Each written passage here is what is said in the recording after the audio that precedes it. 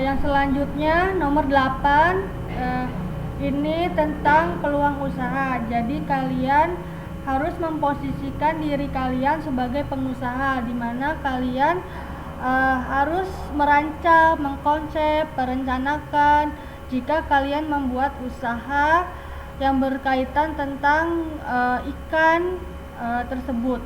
Nah, kalian juga harus mencantumkan produknya, yaitu tentang bahasan kalian atau topik kalian yang telah kalian bahas. Selanjutnya tentang harga. Kalian harus memperkirakan kira-kira kalau kalian menjual ikan dengan berat sekian, kalian mau menghargainya berapa. Kemudian tentang tempat, kira-kira dijualnya kemana, apakah ke restoran atau online atau misalnya ke penjual-penjual lagi. Nah, yang selanjutnya promosi. Nah, bagaimana kalian mempromosikan produk kalian? Kalian harus menjelaskannya semenarik mungkin. Nah, di sini kalian tidak usah menggunakan teori lagi atau tidak usah mencari sumber-sumber dari buku, literatur, dan lain sebagainya. Kalian harus berimajinasi, mengkonsep, merencanakan jika kalian membuka usaha di bidang kuliner.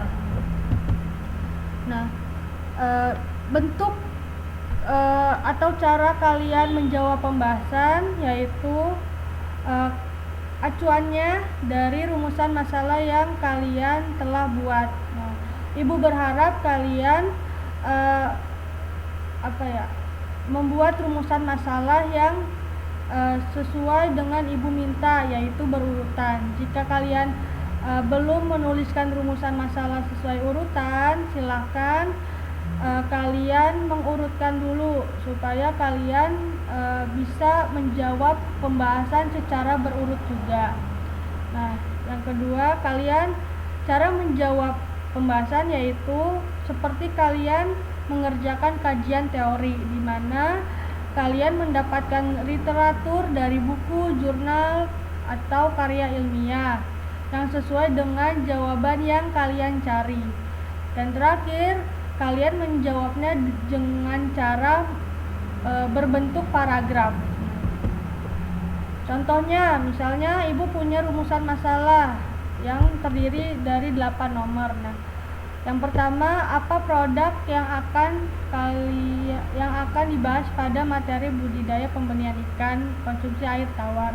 Yang kedua, apa bahan yang diperlukan untuk budidaya pembenihan ikan emas. Yang ketiga, apa alat yang diperlukan untuk budidaya pembenihan ikan emas. Yang keempat, apa persiapan media yang diperlukan untuk budidaya pembenihan ikan emas. Yang kelima, bagaimana K3 yang dibutuhkan selama budidaya pembenihan ikan emas. Yang keenam, bagaimana pengemasan untuk budidaya pembenihan ikan emas. Yang ketujuh, bagaimana perawatan untuk budidaya pembenihan ikan emas.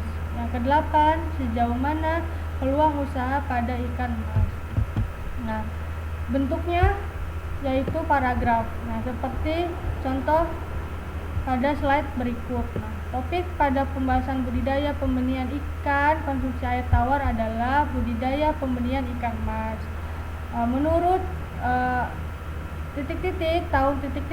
bahan yang dibutuhkan untuk melakukan budidaya ikan emas adalah, adapun alat yang dibutuhkan adalah nama, kemudian tahun, sehingga persiapan media dapat dilakukan. Nah, dan seterusnya sampai kalian menjawab pertanyaan sampai nomor 8. Nah, ini misalnya bagaimana bahan yang dibutuhkan. Nah, kalian bisa mencari dari literatur. Misalnya yang pertama, pembesaran di kolam. Ini kalian ceritakan. Kalian harus merangkai kata-kata atau kalimat sehingga menjadi sebuah paragraf. Nah, terima kasih. Sekian. Wassalamualaikum warahmatullahi wabarakatuh.